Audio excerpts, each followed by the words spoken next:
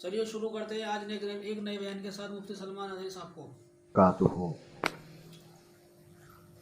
الحمد للہ وکفا وسلام علی حبیبہ المصطفى اما بعد فاعوذ باللہ من الشیطان الرجیم سبحان بسم اللہ الرحمن الرحیم ان عدت الشہور عند اللہ 12 شہرا فی کتاب اللہ یوم خلق السماوات والارض منها 4 حرم الى آخر هذه الآیہ صدق اللہ مولانا العظیم. جی بارگاہ رسالت معاب صلی اللہ علیہ وسلم میں درود پاک کا ہدیہ پیش کریں. اللہم صلی علی سیدنا و مولانا محمد معدن الجود والکرم وآلہ واصحابہ الکرام وابنہ الکریم وبارک وسلم صلاة دائمة سرمدا ابدا. اللہ عز و جل اپنے کلام مقدس میں فرماتا ہے بے شک اللہ کے نزدیک گنے ہوئے شمار کیے ہوئے جو مہینے ہیں وہ 12 ہیں، اور ان 12 مہینوں میں سے 4 حرمت والے مہینے ہیں، عزت والے مہینے ہیں، عظمت والے مہینے ہیں. وہ 4 مہینے کون سے ہیں؟ مسلسل ترتیب کے ساتھ ذی القعدہ، ذی الحجہ اور محرم، اور 4تھا مہینہ رجب المرجب جس میں ہم اور آپ زندگی گزار رہے ہیں. اس کو رجب الاسم اور رجب العصب بھی کہا گیا ہے. یہ جو 4 مہینے ہیں اس میں جنگ و جدال، قتل و قتال سب حرام ہو جاتی. اس دور میں جو جنگیں ہوتی تھی کفار و مشرکین بھی اپنی تلواریں روک لیا کرتے تھے. یہ 4 حرمت والے مہینوں کی سارے لوگ عزت کرتے. ان 4 مہینوں میں امن و امان قائم ہو جاتا. جیسے 2 قبیلوں میں جھگڑے ہیں، فساد ہے، اور ایک دوسرے سے جنگ پر ہمیشہ آمادہ رہتے ہوں، لیکن ان 4 مہینوں کے اندر امن قائم ہو جاتا تھا، راستے کھل جاتے تھے. اور اللہ تبارک و تعالیٰ نے قرآن پاک میں ان 4 مہینوں کی فضیلت بھی بیان فرمائی. اس میں رجب کے لیے ایسی فضیلت ہے، اللہ کے نبی صلی اللہ علیہ وسلم ارشاد فرماتے ہیں یہ رجب کے مہینے کی فضیلت ایسی ہے جیسے قرآن کی فضیلت دوسری کتابوں پر ہے. دوسری کتابوں میں جس طرح سے افضل قرآن ہے، اس طرح سے رجب المرجب تمام مہینوں میں افضل ہے. اور نبی کریم صلی اللہ تعالی علیہ وسلم اس میں عبادت کرنے کے لیے ترغیب دیا کرتے تھے. اس کو ترجیب بھی کہا جاتا ہے. اور خاص طور پر رجب کے متعلق بزرگان دین نے فرمایا یہ فصل بونے کا مہینہ ہے. کھیتی باڑی والے سمجھ سکتے ہیں کہ اس میں بھی 3 موسم آتے ہیں. پہلے بیج کی بوائی کا وقت آتا ہے، پھر اس کی سینچائی کا وقت آتا ہے، پھر کٹائی کا وقت آتا ہے. تو رجب کا مہینہ یہ فصل بونے کا مہینہ ہے نیکیوں کے، اور شعبان کا مہینہ اسے پانی دینے کا ہے، اور رمضان کا مہینہ فصل کاٹنے کا مہینہ ہے. اور رجب کا مہینہ آتے ہی اللہ کے نبی صلی اللہ تعالی علیہ وسلم یہ دعا فرمایا کرتے تھے اللہم بارک لنا فی رجب و شعبان و بلغنا رمضان. سب کو یہ دعا بھی کرنی چاہیے. حضور اکرم صلی اللہ تعالی علیہ وسلم یوں عرض کرتے کہ اے اللہ رجب اور شعبان میں تو ہمیں برکت عطا کر اور ہماری زندگی کو رمضان تک پہنچا دے. اب رجب آپ نے دیکھ لیا ہے تو اب کثرت سے یہ دعا کرو کہ مولا اس زندگی کا رمضان ہم سے جانے نہ پائے، رمضان تک ہماری سانسوں کو پہنچا دے. یہ دعا کثرت سے ہر نماز کے بعد بھی ہونی چاہیے. رجب آتے ہی میرے عزیزوں یہ عبادتوں کا موسم شروع ہو چکا ہے، اور سب جانتے ہیں رجب کے بعد پھر ہمارے ہاں مسلسل ایسی شب بیداریاں اور عبادت کے موسم نظر آنے لگتے ہیں. پھر شعبان بھی، اس میں رجب میں بڑی رات آتی ہے شب معراج، اور اس کے بعد شعبان میں شب برات، پھر اسی طرح رمضان کا موسم بن جاتا ہے. تو اب یہ موسم بنانے کا وقت آ چکا ہے. تو سب سے پہلی چیز یہ ہے کہ میرے عزیزوں فصل کے بونے کے لیے کن چیزوں کی ضرورت ہوتی ہے، اس چیز کا خیال رکھیے. بیج اگر کھوٹا ڈالے ہو اور ویسی ہی فصل آنے کا انتظار کرو گے تو پھر نہیں ہوگا. بیج کو کھرا اور خالص ہونا چاہیے. جو نیکیاں کرنا چاہ رہے اس کو صاف ستھرے اچھے ماحول میں کیے جانے چاہیے. کھیتی باڑی کرنے والا جانتا ہے بیج تو وہ بو رہا ہے، زمین بھی اچھی ہے، ساری چیزیں، کئی چیزوں کی ضرورت ہوتی ہے. بیج بھی اچھا ہو، زمین بھی اچھا ہو، موسم بھی اچھا ہو. تب جا کر کے اس کی فصل نکلتی ہے. بیج اچھا تھا, زمین اچھی نہیں تو بھی فصل نہیں آتی. بیج بھی اچھا ہے, زمین بھی اچھا ہے, موسم صحیح نہیں ہے تب بھی فصل نہیں آتی. ابھی آپ کے پاس 3 چیزوں کا ہونا ضروری ہے, بیج اور زمین اور موسم. بیج جو ہے یہ نیکیاں ہیں, اور زمین تمہارا دل ہے, اس کا اتنا ہی پاک ہونا ضروری ہے. اور موسم یہ رجب کا ہے, اس میں تو کوئی شک نہیں ہے کہ عبادتوں کا موسم ہے, فصل کی اچھے لانے کا موسم ہے. لیکن سب سے پہلی چیز اب ہمیں ضرورت ہوتی ہے کہ ہم کیا بیج بو رہے ہیں. شیخ سعدی رحمت اللہ تعالی علیہ فرمایا کرتے کہ زمین میں ادرک بو کر کے گنا آنے کی امید تو نہیں کر سکتے. جو بویا ہے وہی اسی کی فصل آئے گی. لوگ عمل خیر کرے تو اس کا نتیجہ بھی خیر آئے گا, اور برائیاں کریں اور پھر رمضان میں یہ انتظار کریں کہ میں نے جو بویا ہے اس کی فصل آئے, تو ایسا نہیں ہوتا. بہت سارے لوگوں کا وہ شک بھی میں دور کرنا چاہتا ہوں کہ رمضان المبارکہ میں فضیلتوں کو آپ سنتے آئے ہیں, رمضان ایسا مہینہ ویسا مہینہ, اتنی برکتوں والا, اتنی رحمتوں والا, لیکن بہت سارے لوگوں کے حالات چونکہ تو ہی رہتے رمضان میں ویسے ہی ہیں, وہ لوگ کچھ بھی نہیں بدلے. تو اس میں رمضان کا قصور ہے کہ اس مہمان کا قصور ہے, اس انسان کا قصور ہے؟ وجہ یہ ہے کہ رمضان المبارکہ یقیناً اتنی برکتوں اور رحمتوں اور سعادتوں لے کر کے تو آتا ہے, لیکن تمہیں 2 مہینے پہلے سے کہا گیا تھا کہ فصل کے لیے تیاری کرو. تم نے بیج نہ بوئے, اپنی زمین کو صحیح کیا ہی نہیں. پھر رمضان میں جو بارش ہو رہی ہے اس کا فائدہ کیا ہے؟ روڈ پر 10 سال بھی بارش برسے وہاں پر کوئی فصل نہیں آئے گی, کیونکہ وہ زمین سخت ہے اور بیج بونے کے قابل بھی نہیں ہے. رمضان المبارکہ میں رحمتوں کی جھماجھم بارش تو ہوتی ہے, لیکن دل اگر سخت ہے گناہوں سے تو اس بارش کا کیا اثر ہوگا اس پر. اسی لیے دلوں کی نرمی یہاں سے شروع کریں, رجب المرجب سے. اس کی راتوں میں اللہ رب العزت کو پکاریں, مناجات کریں, عبادتوں کے لیے کچھ دن تو خاص کر لیں. بہت دنیا میں ہم نے اپنے آپ کو ملوث کر رکھا ہے, کچھ راتیں اللہ رب العزت کی عبادت میں تو لگائیں. اللہ کے نبی صلی اللہ تعالی علیہ وسلم کی ایک حدیث ہے, جامع الاصول سے نقل کی ہوئی, رجب المرجب کے پہلے جمعے جو ہم لوگ ابھی گزر چکے, ابھی یعنی وہ رات تو گزر چکی, کل کی جو گزری ہوئی رات ہے رجب کی, یہ پہلی جمعہ کی شب تھی. اس کے متعلق روایت ہے کہ 12 رکعتیں جو مغرب کے بعد سے لے کر عشاء کے درمیان پڑھتا ہے, اللہ کریم اس کے تمام گناہوں کو معاف کرتا ہے, اور اس سال اس کو پورے طور پر ناگہانی آفات سے محفوظ رکھتا ہے, اور شیطان کے اس پر قابو پانے سے بھی اس کو اللہ محفوظ رکھتا ہے. تو یہ تھی تیاریاں, یہ ساری چیزیں ابھی سے تیاریاں ہونی چاہیے. رجب کے 3 دن آتے ہیں جس کے متعلق فرمایا گیا ہے ایام بیز میں بھی 13, 14, 15 یا 14, 15, 16 یہ جو تاریخیں آتی ہیں اس میں روزے رکھو. اس کی بھی بڑی فضیلت ہے کہ تم تیاریاں ابھی سے شروع کر دو کہ رمضان المبارکہ میں اچھی فصل دیکھ سکے, ہمارے جسم کے اندر بدلاؤ آ سکے, ہمارے دل کے اندر انقلاب آ سکے. اور تیاری یہاں سے نہ کر کے صرف رمضان میں ہی امید لگائے بیٹھتا ہے تو میرے عزیزوں کچھ تو صفائی کی ضرورت ہوتی ہے.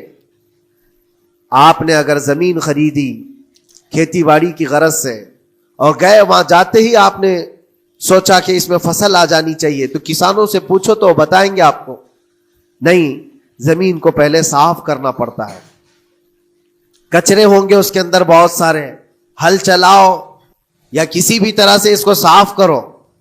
صاف کرنے کے بعد پھر یہ بھی کسان کہتا ہے کہ زمین کو تھوڑا ڈھیلا کر دو, بڑے بڑے ڈھیلے ہوں تو اس کو توڑ دو اور مٹی نرم ہو جائے. اور اس کے بعد پھر کسان کہتا ہے تھوڑا پانی بھی چھڑکاؤ کرو, گیلی ہو جائے, تب جا کر کے تم اس پر بیج بو. میرے عزیزوں یہ رجب بیج بونے کا موسم ہے, تو پہلے زمین کو ڈھیلا تو کر دو, زمین کے اندر جو کچرے ہیں اس کو نکال تو دو, دل کے اندر جو وسوسے بھرے ہوئے ہیں, گناہوں کے خیالات بھرے ہوئے ہیں, اس کو پاک تو کرو. اس کو پاک کرنے کے لیے اللہ کریم کی بارگاہ میں آ کر گڑ گڑاؤ. تمہارا ایک آنسو تمہارے تمام گناہوں کو اور اللہ کے غضب کو ٹھنڈا کر دیتا ہے. ہاں, ایک آنسو کا قطرہ تمہارے لیے اللہ کریم ہے, موتی سمجھ کے شان کریمی نے چن لیے قطرے جو گرے تھے عرق انفعال کے. امام غزالی رحمۃ اللہ تعالی علیہ نے لکھا ہے کہ آج اللہ تبارک و تعالیٰ کی رحمت کو اپنی طرف مائل کرنے کے لیے اگر تم کچھ کر سکتے ہو تو بس یہ ہے کہ دنیا رونے اور گڑ گڑانے سے نہیں مانتی، لیکن مولا کریم بندے کے ایک مرتبہ سجدہ کر کے اسے پکارنے سے فوراً قبول کرتا. موسیٰ علیہ الصلاۃ والتسلیم اللہ تعالیٰ سے پوچھتے ہیں مولا جب تیرے بندے تجھے پکارتے ہیں تو اس میں نیک لوگ بھی ہوتے ہیں اور گنہگار بھی ہوتے ہیں، تو کیا تو سب کی پکار کا جواب دیتا ہے؟ توجہ، اللہ رب العزت فرماتا ہے اے موسیٰ میرے پکارنے والے بندوں میں نیکوکار بھی ہیں گنہگار بھی ہیں. ہاں نیک بندہ جب مجھے پکارتا ہے یا ربی تو میں جواب میں کہتا ہوں لبیک یا عبدی، اے میرے بندے میں حاضر ہوں، بتا تیری کیا حاجت ہے. پھر موسیٰ علیہ السلام پوچھتے ہیں کہ مولا یہ تو نیک بندہ جب پکارتا ہے تو کہتا ہے لبیک یا عبدی، اور جب گنہگار پکارتا ہے تب کیا کہتا ہے؟ رب تعالیٰ فرماتا ہے جب میرا گنہگار بندہ مجھے پکارتا ہے یا ربی تو میں اس کے جواب میں 70 بار لبیک یا عبدی کہتا ہوں. ایک بار پکارے 70 بار جواب. ایسا کیوں ہے؟ تو فرماتا ہے میرا رب نیکوکار کو اس کی نیکیوں پر بھروسہ ہے کہ اللہ معاف کرے، اور گنہگار کو صرف میری رحمت پر بھروسہ ہے. اس کے پاس ہے کچھ نہیں، اس کے آس پاس وہ نظر ڈالتا ہے میں نے کوئی ایسی نیکی رکھی نہیں ہے، صرف اللہ رب العزت کی رحمت ہے جو مجھے معاف کر سکتی ہے. وہ مجھ پر یقین کر کے پکارتا ہے، اس لیے اس کے سوال کا میں بار بار جواب دیتا ہوں. عزیزان گرامی وقار، اقبال نے سچ ہی کہا تھا ہم تو مائل بکرم ہے کوئی سائل ہی نہیں. یہ رب تبارک و تعالیٰ کی طرف سے ہے کہ اللہ تبارک و تعالیٰ کرم پر کرم کرنے کے لیے موقع عنایت کرتا ہے. یا بندے کو آنے کا موقع ہی نہیں ہے، بندہ آنا نہیں چاہتا ہے. اس سے پہلے کہ تمہارے ساری چیزیں بند ہو جائیں، دروازے ختم ہو جائیں، اللہ رب العزت کی بارگاہ میں آؤ اور اسے پکارو. یقیناً یہ تمام چیزیں تمہاری زندگی میں انقلاب لاتی ہیں، بہت بڑی تبدیلی لاتی ہیں. عزیزان گرامی، پھر میں یہ عرض کرتا ہوں کہ رجب کے اس مہینے میں دل کو نرم کرنا بہت ضروری ہے. دلوں کی سختیاں آج گناہوں کی طرف مائل کرتی ہیں. ہمارا دل سخت ہے یا نرم ہے اس کو پہچاننے کے کئی تھرمامیٹر دیے گئے ہیں ہمارے پاس. چیک کرو ہمارا دل کس پوزیشن میں ہے آج. امام غزالی فرماتے ہیں 3 علامتیں ایسی ہیں جس سے پتہ چل جاتا ہے انسان کا دل سخت ہے یا نرم ہے، بیمار ہے یا صحت یاب ہے. یہ ڈاکٹر لوگ اسکیننگ سے یا سونوگرافی سے نہیں بتا سکتے کہ تمہارے دل کی یہ کیفیت. کیسے اس کو اہل بصیرت سمجھ سکتے؟ فرماتے ہیں کہ اگر مسجد میں زیادہ دیر تک بیٹھ نہیں پاتا تو سمجھ لو اس کا دل بیمار ہے، اس کا دل سخت ہو چکا ہے، اس کو مسجد میں بیٹھنے نہیں دیتا. یہی دل ٹیلی ویژن کے سامنے 3 گھنٹے بیٹھے اس کو کچھ بھی اکتاہٹ نہیں آتی، موبائل پر گیم کھیلتا رہتا ہے، 4 گھنٹے گزر گئے کہ 5 گھنٹے گزر گئے اسے پتہ ہی نہیں. آج ایک سروے کے مطابق ہر انسان جو موبائل چلاتا ہے اس میں 18 گھنٹے وہ بیزی ہے دن کے. کئی جگہوں پر ایسے حالات آئے 18 گھنٹے دن میں ہوتے ہی ہے 24 گھنٹے، جس میں 6 گھنٹے اگر آرام کے نکالے تو باقی پورے 18 گھنٹے کیسے انسان بیزی رہ سکتا ہے؟ اس میں کھانا بھی ہے، پینا بھی ہے، حاجتیں بھی ہیں. لیکن سروے کے مطابق یہ بھی بات آئی ہے کہ 18 گھنٹے کنزیوم کرتے ہیں. میرے عزیزوں، اس میں کوئی اکتاہٹ اور اس میں کوئی ملال نہیں آتا، بیزارگی نہیں آتی. اور اللہ کے گھر میں یا فرض سے نماز سے ابھی سلام پھیرا کیا کہ بھاگنے کی تمنا ہوتی ہے. کئی جگہوں پر تو ایسا ہے. اسی لیے اللہ کے نبی صلی اللہ تعالی علیہ وسلم کی ایک حدیث میں سناتا ہوں. ارشاد فرماتے 2 چیزیں کسی منافق کے اندر جمع نہیں ہو سکتی. 2 چیزیں منافق آدمی کے اندر آ ہی نہیں سکتی. وہ کیا چیزیں؟ حضور پاک صلی اللہ تعالی علیہ وسلم فرماتے اچھے اخلاق منافق کے اندر نہیں آتے، اور اللہ کی اور اس کے رسول کی ہر بات پر یقین یہ منافق کے اندر نہیں آ سکتے. اور منافق کی یہ علامتیں بتاتے بتاتے میرے نبی نے یہ فرمایا دیکھنا کہ مسجد میں منافق سب سے اخیر میں آئے گا اور سب سے جلدی بھاگے گا، اس کا دل نہیں لگتا.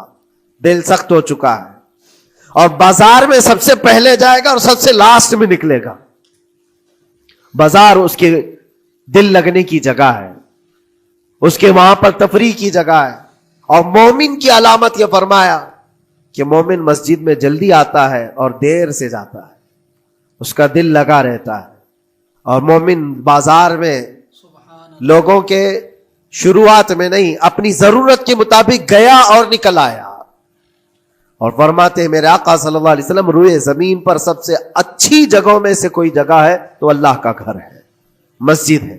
اور سب سے بری جگہوں کے متعلق فرمایا وہ بازار ہے. اب یہاں پر دلوں کے متعلق میں عرض کر رہا ہوں کہ کس کا دل کس پوزیشن میں ہے, اسے آج خود آزما لینا چاہیے. دوسری علامت, امام غزالی فرماتے ہیں قرآن پاک کھولے گا وہ صفحہ 2 صفحہ سے زیادہ پڑھ نہیں پائے گا, بند کرنے کا دل کرے گا.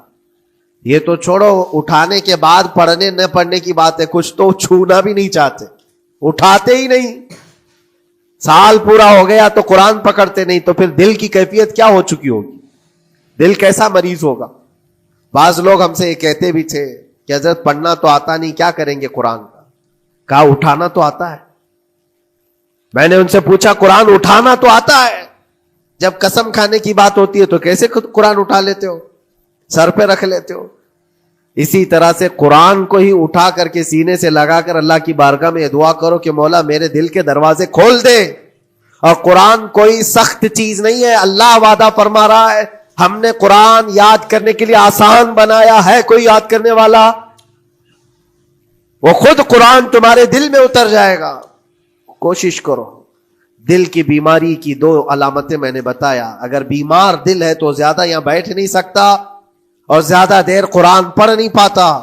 تیسری بات فرماتے ہیں کہ تیسری علامت یہ ہے کہ ہمارا دل اگر سخت ہو چکا ہے تو جیب میں پیسے ہوں گے لیکن کوئی مانگ رہا ہوگا اللہ کے نام پر, دینے کی طبیعت نہیں کہیں, دینے کی طبیعت نہیں کرتی. اور یہ چیز ہاتھ اٹھانے کو تمہارا دل نہیں کرتا تو سمجھ جاؤ کہ دل بیمار ہے. اور دل کی بیماری لے کر کے اگر کوئی رجب میں سوچتا ہے کہ میں بیج بوؤں گا تو کیا فائدے کا, زمین سخت ہے, زمین سخت ہے اور اس پر بارش بھی ہوگی تو کچھ فرق نہیں پڑتا, فصل نہیں آئے گی. دل کو نرم کرو. اور ایک علامت میں بتاؤں, اور ایک علامت کہ دل نرم ہے یا سخت ہے, اس کی ایک علامت یہ بھی ہے, اللہ کا جب ذکر کرے, جنت کا جب ذکر کرے, جہنم کے عذابات کا ذکر کرے, قبر کے معاملات کا ذکر کرے, حشر کے سوالات کا ذکر کرے, تو اس کی آنکھیں ڈبڈبا جائیں اور آنسو نکل آنے لگے. قرآن کی آیتیں سن کر کے اس کا دل ہلنے لگے اور آنسو آ گئے تو سمجھ جاؤ کہ اس کا دل نرم ہے. ابھی اس کا دل بیمار نہیں ہوا, ابھی اس کا دل بیمار نہیں ہوا. لیکن یہاں تو پوزیشن الگ ہے, سچویشن الگ ہے. ہم تو پتہ نہیں کن کن چیزوں میں رو لیتے ہیں, لیکن اللہ کا کلام سنتے ہوئے کسی کے کان پر جوں بھی نہیں رینگتی. لوگ تو گانوں پر تھرکنے والے اور نغموں پر اچھل کود کرنے والے وجد کی بات کرتے ہیں, لیکن اللہ کا کلام پڑھنے پر کوئی کسی کو وجد کیوں نہیں آتا. یہ ایمان کی علامت ہے. قرآن میں اللہ نے فرمایا اذا تلیت علیہم آیاتہ زادتہم ایمانا, جب اللہ کی آیتیں ان پر تلاوت کی جاتی ہے مومنین پر, ان کا ایمان بڑھ جاتا ہے. کیا آپ امام کے پیچھے قرات سن کر کے اپنے دل میں ہلچل محسوس کرتے ہیں؟ سننے کی طبیعت کرتی ہے. بلکہ ادھر نماز پڑھ کر کے جانے کے بعد آدھے گھنٹے کے بعد پوچھے آج پہلی رکعت میں کیا پڑھا تھا, دوسری رکعت میں کیا پڑھا, آپ کو پتہ ہی نہیں رہتا, یاد ہی نہیں امام صاحب کیا پڑھ رہے تھے. میں تو دکان کا حساب کتاب کر رہا تھا, کیا خبر ہے کہ انہوں نے کیا پڑھا. تو قرآن کو توجہ سے پڑھے ہوتے تو تمہارے دل میں بھی وہ باتیں اثر کر رہی ہوتی. میرے عزیزوں, کتنے ایسے لوگ ہیں جو صرف اور صرف قرآن پاک کی تلاوت کی وجہ سے دلوں کو نرم کر دیا گیا ہے. میں اسی بات پر آج فوکس کر کے ختم کر دوں گا.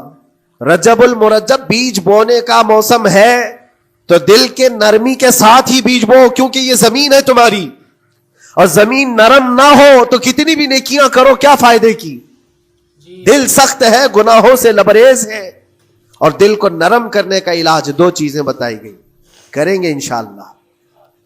2 چیزیں بڑی آسان ہیں. اگر دل کو نرم کرنا ہے تو دو چیزیں فرمائی گئی، کثرت سے قرآن پاک کی تلاوت کرو یا کثرت سے میرے نبی پر درود پاک پڑھا کرو. دو چیزیں کر کے دیکھو، تمہارا دل نرم ہو جائے گا. اور بھی دوسری علامت، دوسرے علاج بھی میرے آقا نے فرمایا. ایک صحابی آئے تھے، انہوں نے عرض کیا یا رسول اللہ صلی اللہ علیہ وسلم، لوگ آپ کے پیچھے نماز پڑھتے ہیں تو زاروں قطار رونے لگتے ہیں، جب آپ دعا کرتے ہیں تو وہ دھاڑے مار کر کے روتے ہیں. میں کبھی رو نہیں پاتا، میرا رونا نہیں آتا، میں بھی قرآن سنتا ہوں، میں بھی آپ کے پیچھے نماز پڑھتا ہوں. تو حضور پاک صلی اللہ علیہ وسلم نے فرمایا تمہارا دل سخت ہو گیا ہے، تمہارا دل سخت ہو گیا ہے. انہوں نے کہا کیا کروں، علاج کیا ہے اس کا؟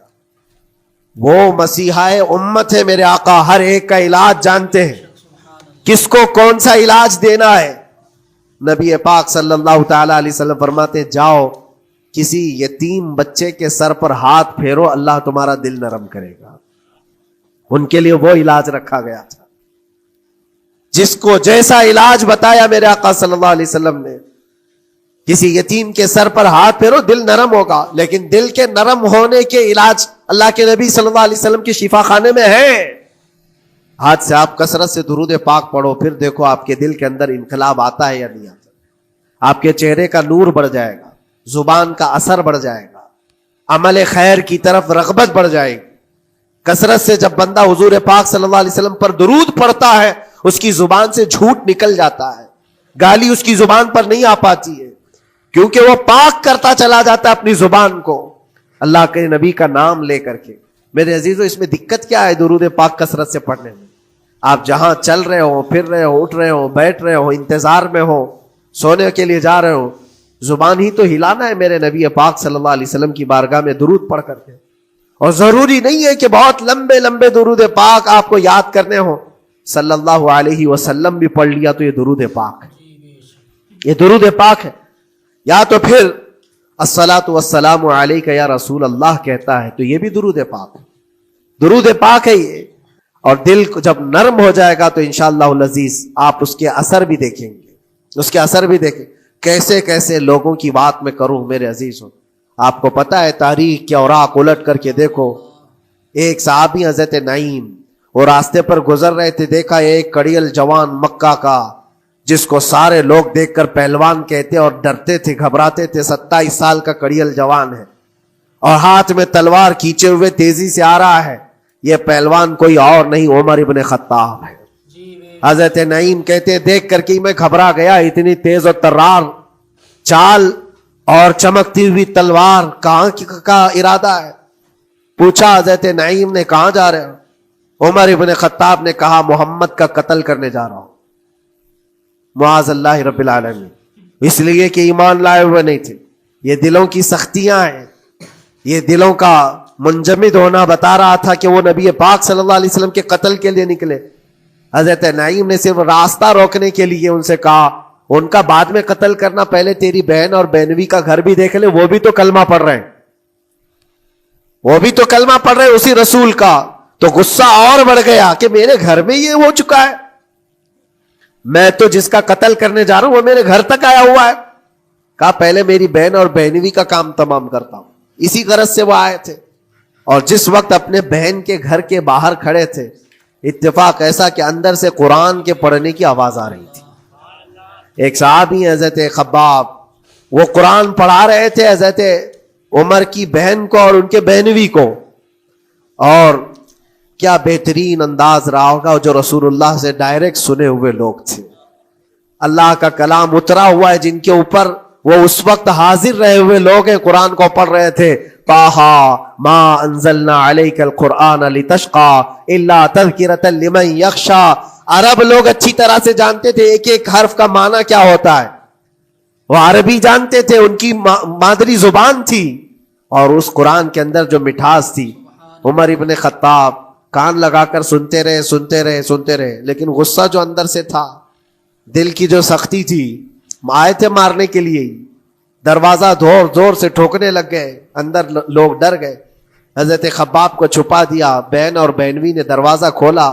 دروازہ کھلتے ہی ان پر حملہ آور ہو گئے. عمر ابن خطاب مارا، اپنے بہنوی کو بہت مارا کہ تم یہ کیا کر رہے ہو، دین بدل چکے ہو، یعنی تم یہاں سے نکل کر کے دوسری جگہ چلے گئے ہو, صحابی ہو گئے ہو, اپنی بہن کو بھی مارا یہاں تک کہ ان کی ناک پھٹ گئی.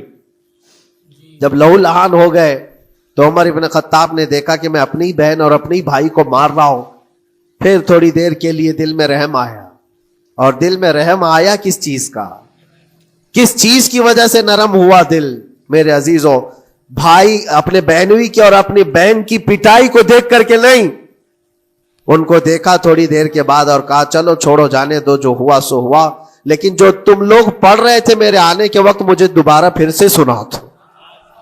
وہ کیا کلام تھا, وہ کون سا کلام تھا؟ اتنا سننا تھا کہ بہن نے محسوس کر لیا کہ دل کی نرمی کا دروازہ کھل چکا ہے. یہ قرآن ہے جس نے دلوں کے دروازے کھولے ہیں, مکہ والوں کے قرآن ہے. دل کی نرمی کی طرف دروازہ کھل چکا ہے. تو عمر ابن خطاب سے کہا کہ تم غسل کر لو, تم پاک ہو جاؤ, ہم قرآن تمہیں سناتے ہیں. اور انہیں پاک کیا گیا. تو حضرت خباب جلدی سے باہر آئے, کہا میں سناتا ہوں. حضرت عمر کو جب یہ آیتیں سنائی گئی جھوم کر کے سننے لگے. قرآن کی وہ آیتیں 16 یا 17 آیتیں ہی سن پائے تھے کہ ان کے جسم کے اندر راشا تاری ہوا, کپ کپی آئی. کہا کہ چلو محمد کے پاس صلی اللہ تعالی علیہ وسلم, مجھے لے کر کے چلو, میں ان سے بات کرنا چاہتا ہوں. میرے عزیزو, بھائی اور بہنوی اور بہن لے کر کے چلے. اور اس وقت حالات سخت تھے مکہ کے. حضور پاک صلی اللہ تعالی علیہ وسلم کے پاس 39 صحابہ تھے جو ایمان لائے ہوئے, اور پہرے داری میں امیر حمزہ کھڑے رہتے تھے کہ کوئی آئے گا تو میں اس کی برابر خبرگیری کروں گا. عمر ابن خطاب کو تلوار لٹکاتے ہوئے آتے دیکھا تو صحابہ گھبرا گئے. مکہ کا بڑا پہلوان ہے, اس کو بھڑکا کر کے لوگوں نے بھیج دیا ہوگا, اب کیا ہوگا؟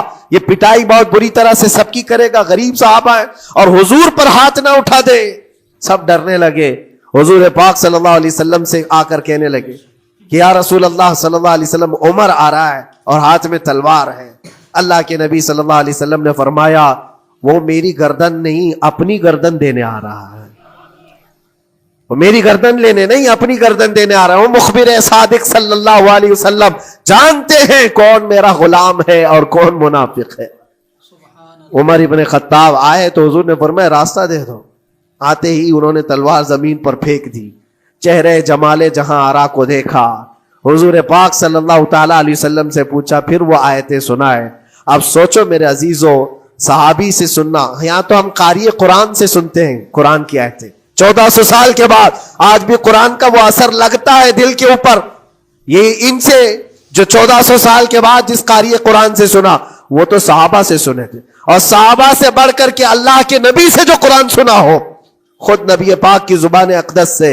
اور جب اللہ کے نبی صلی اللہ تعالی علیہ وسلم نے آیتیں تلاوت کی, عمر ابن خطاب کی آنکھوں سے آنسو شروع ہو گئے, زارو قطار رونے لگے, اور پھر پکار کر کہا اشہد ان لا الہ الا اللہ واشہد انک رسول اللہ.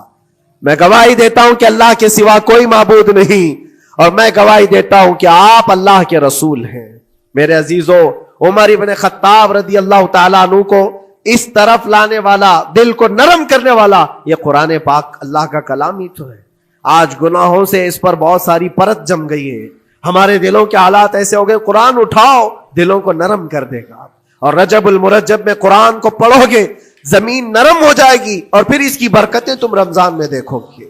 ایک دو نہیں, ہزاروں ایسی ہیں. ایک ایسے مشہور ڈاکو, بغداد کے لوگ ڈرتے تھے, بغداد کے لوگ اتنا ڈرتے تھے کہ جو بھی قافلہ جائے گا لٹ جائے گا.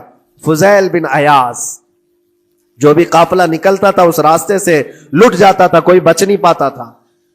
اور ایک قافلہ آ رہا تھا عرب سے اور مال تجارت لے کر بغداد کی طرف جا رہا تھا. تو قافلے والوں نے یہ مشورہ کیا کہ یہ جو قافلہ جا رہا ہے یہ اس راستے سے جا رہا ہے. فضیل بن عیاض ڈاکوؤں کا سردار وہاں رہتا ہے, بہت سارے ڈاکو اس کے ساتھ ہیں, وہ تو رہزن ہے, راستے پر روک کر کے مال لوٹ لیتے ہیں.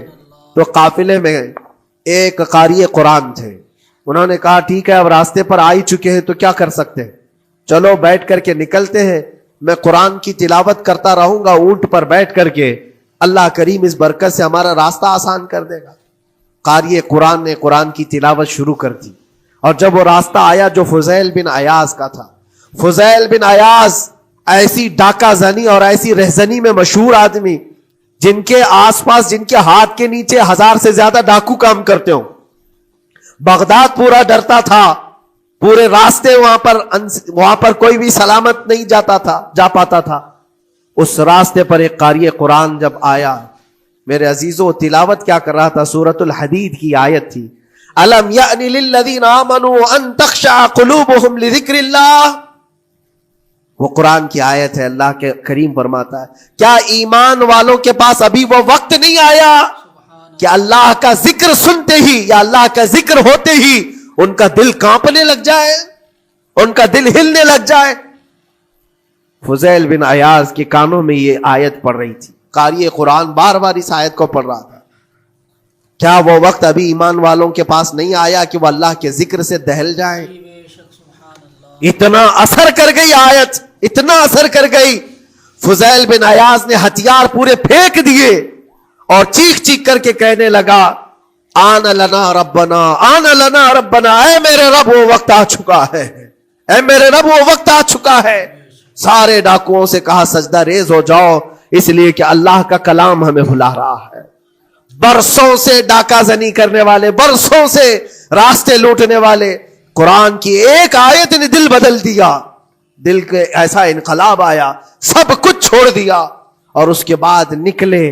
اللہ اکبر. جانتے ہو فضیل بن عیاض کون ہے؟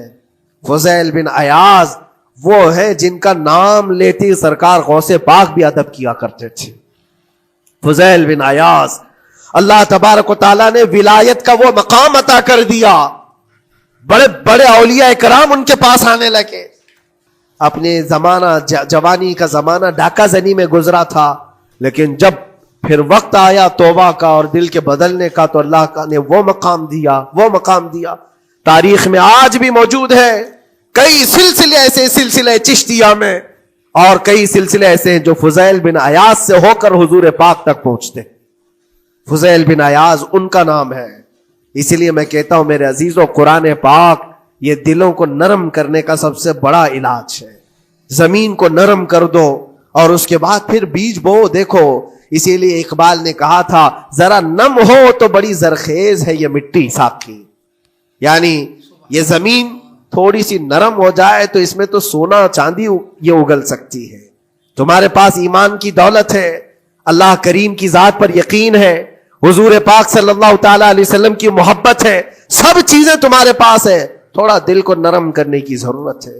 گناہوں سے باز آ جاؤ، اللہ کریم کی بارگاہ میں گڑ گڑاؤ اور قرآن پاک اٹھا لو ایک مرتبہ. اور پڑھ نہیں پاتے تو انگلیاں تو پھیرو. قرآن پر دیکھنا بھی تو عبادت ہے، اس پر نظر جمانا بھی عبادت ہے.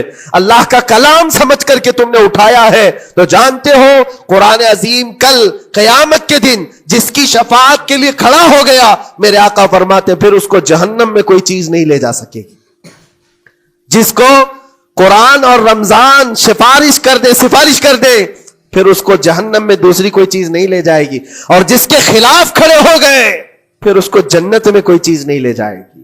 اس لیے میرے عزیزو اپنے دلوں کی نرمی کا یہ وقت ہے رجب المرجب، اور سب سے بہترین موقع ہے، عبادتوں کا موسم ہے. اور ساتھ ساتھ میں یہ بھی کہوں گا کہ اب ہم رجب المرجب کے ابتدائی دنوں میں ہیں، اور سنیوں کے لیے ایک بہت بڑی بات ہے کہ سرکار غریب نواز کی چھٹی بھی اسی میں موجود ہے، جو دلوں کو نرم کرنے کے لیے ہی تو آئے تھے. ہندوستان جو تشریف لائے تھے کس کام کے لیے آئے تھے؟ انہوں نے اپنے ذکر کی مجلسوں سے، اپنے واعظ و نصیحت سے ہزاروں کے دلوں کو نرم کیا ہے. آج بھی سرکار غریب نواز کے نام پر لوگوں کا دل نرم ہو جاتا ہے. اچھے اچھوں کو دیکھا ہے دل نرم ہو جاتا ہے. کیوں؟ وہ ایسے بزرگ تھے جنہوں نے اپنے تصوف کی تعلیمات سے کڑک اور سخت دلوں کو نرم کیا ہے. اللہ کریم نے ان کو ہمارے پاس جو بھیجا وہ عطائے رسول بن کر کے آئے. آج سرکار غریب نواز رضی اللہ تعالیٰ عنہ کے وسیلے سے میں اللہ کی بارگاہ میں دعا کروں گا، مولا اس رجب المرجب کی برکت سے اور غریب نواز کی وسیلے سے ہم سب کے دلوں کو نرم فرما دے. ہم سب کو یہ فصل، یہ موسم رجب المرجب کا بیج بونے کا، بہترین نیکیاں کرنے کی توفیق عطا فرما. ہمارے قدموں کو خیرات کی طرف بڑھا دے. ہم سب کو شر و فساد سے محفوظ فرما. حرام کاریوں سے ہمارے ہر عضو کی حفاظت فرما. رب العالمین اکرم الاکرمین قیامت کے دن تیرے نبی پاک صلی اللہ علیہ وسلم کے جھنڈے تلے ہم سب کا حشر فرما. وآخر دعوانا ان الحمد للہ رب العالمین. السلام. عليك يا رسول الله وسلم عليك يا حبيب الله حال دل کس کو سنائے آپ کے ہوتے ہوئے حال دل کس کو سنائے آپ کے ہوتے ہوئے حال دل کس کو سنائے آپ کے ہوتے ہوئے کیوں کسی کے در پہ جائے آپ کے ہوتے ہوئے کیوں کسی کے در پہ جائے آپ کے ہوتے ہوئے حال دل کس کو سنائے آپ کے ہوتے ہوئے